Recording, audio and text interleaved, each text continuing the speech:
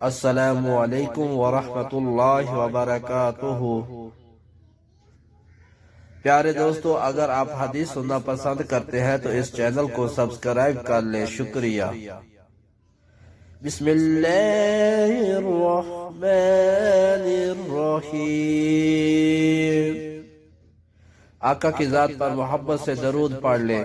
الصلاۃ والسلام علیک یا رسول اللہ وعلی آلک واصحابک یا حبیب اللہ۔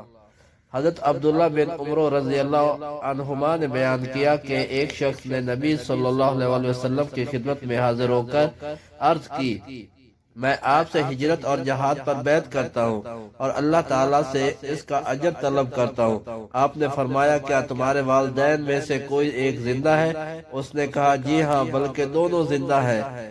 آپ نے فرمایا، تم اللہ سے اجر کے طالب ہو؟ اس نے کہا، جی ہاں۔ آپ نے فرمایا، اپنے والدین کے پاس جاؤ اور اچھا برتاؤ سے ان کے ساتھ رہو۔ حدیث نمبر 6507، صحیح مسلم۔